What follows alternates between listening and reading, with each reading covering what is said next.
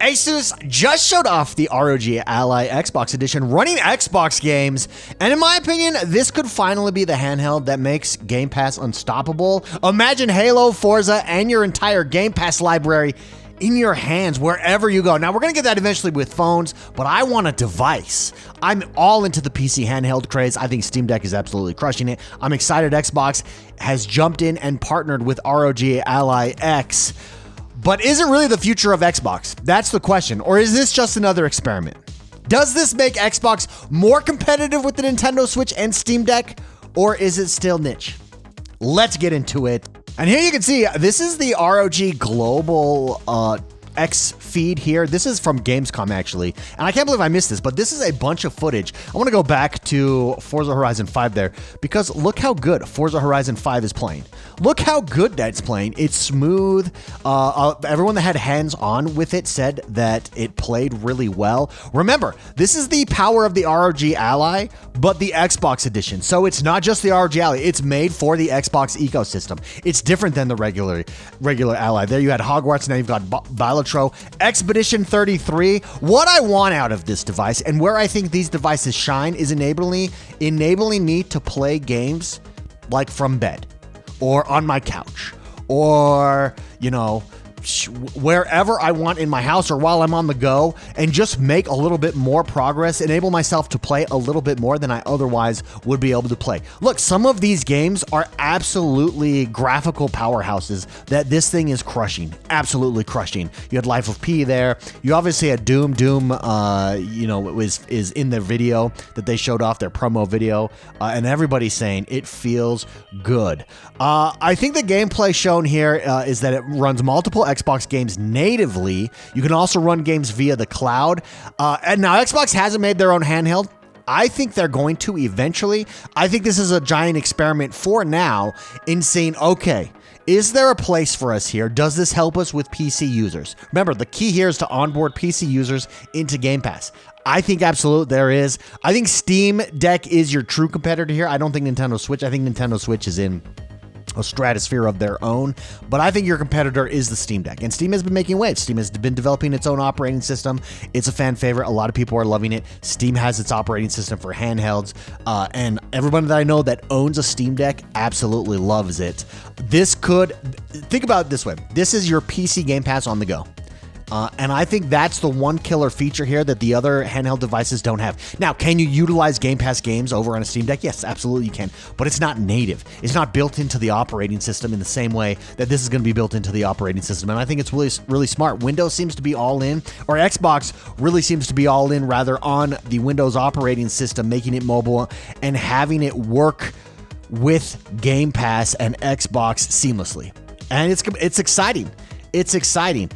Compared to Steam Deck, compared to Switch and the Legion Go, where Xbox wins is on Game Pass. Where Xbox wins is its established IPs and its libraries, in my opinion. Where it's going to struggle is Steam Deck has been doing this for a while. Steam Deck's audience is probably more aligned with a PC handheld than the Xbox audience, but it's only a matter of time, and as Game Pass chips away more at the audience, we're going to get more of this. Remember, Xbox isn't just about consoles anymore. It's about access, and I think this adds that access in a big way. Some of you got lots of comments on, I'm never buying this, oh my goodness, this is ridiculous. This, I don't want this. That's fine.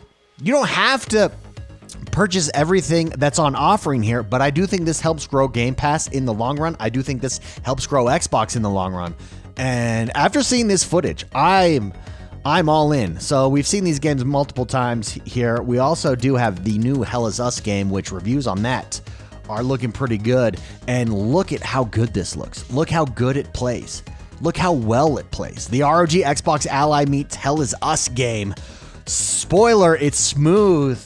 That seems to be what everyone's saying. That seems to be what everybody that had their hands on the ROG Xbox Ally continues to say. Now, what's interesting here is none of this gameplay, obviously, is being shown on their lower end one. These are all on the high-end device, so you would expect that these run smooth on the high-end device, and it's easier to get them to run smooth on the high-end device because it's top tier hardware that you're getting here. I would be curious on the ROG Xbox Edition what that is, the white one. That's a little less curious what it plays like there.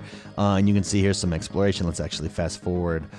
By the way, the reviews on Hell Is Us look super cool, dude. If you have not jumped in and tried that out, it looks amazing. Before we jump to the next thread here on ROG Ally, if you like what we're doing here, make sure you hit the like button. Did you know there's a new hype feature on videos as well that YouTube dropped?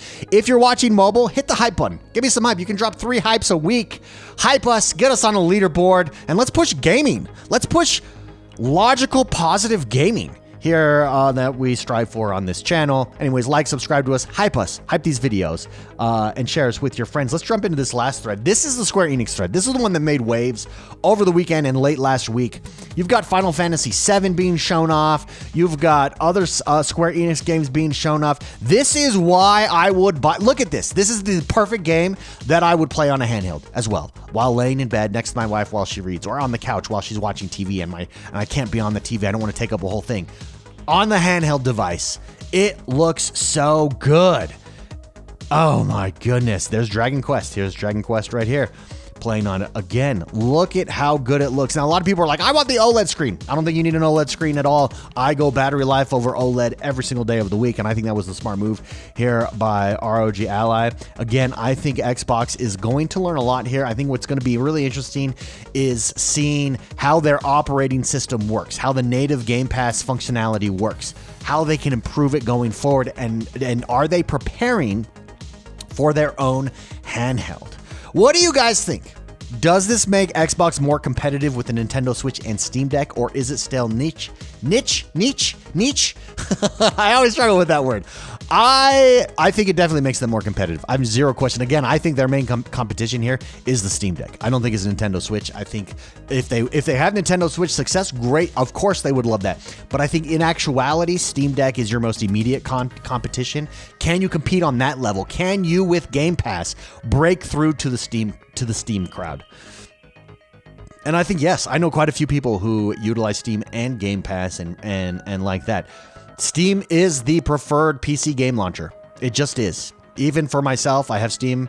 I use it way more than I use the Xbox app, the Xbox Game Pass app on PC.